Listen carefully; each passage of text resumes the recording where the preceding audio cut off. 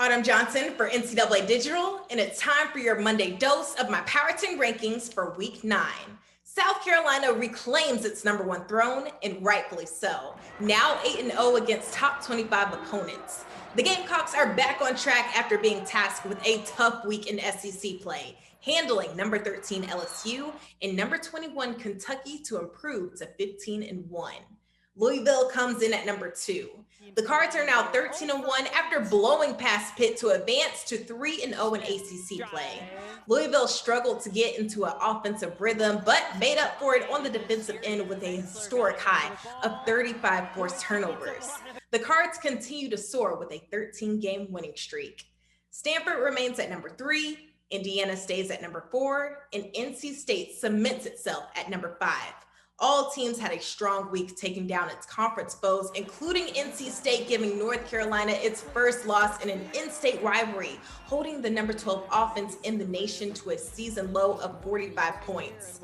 Tennessee muscles its way up to number 6 after an impressive week, taking down number 25 Texas A&M and a gritty Ole Miss team.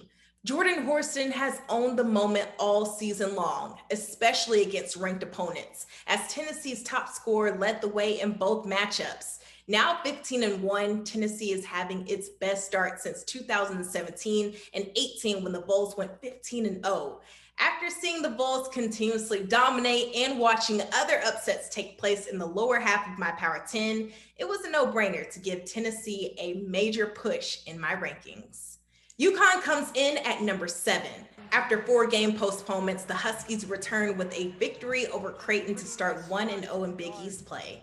Despite playing without its backcourt depth and reigning National Player of the Year, Paige Bueckers, I believe the Huskies are going to be just fine.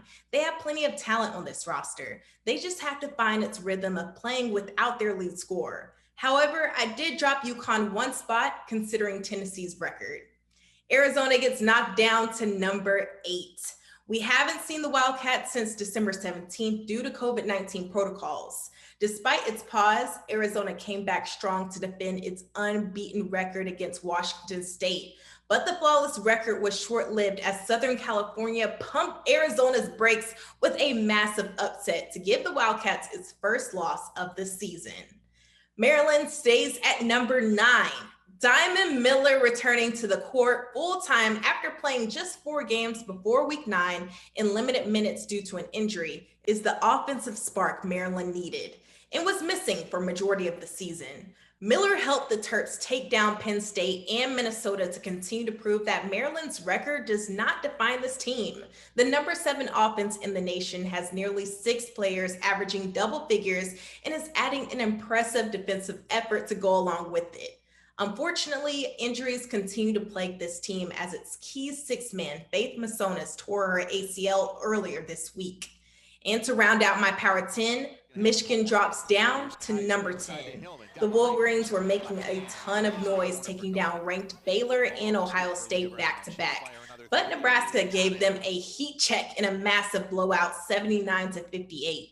The upset caused Michigan, now 13-2, to fall a couple of spots in my Power 10, but a win against Rutgers helped them bounce back in Big Ten play. That's all for my Power 10 rankings. For more, follow along on NCAA.com and NCAA Women's Basketball Social.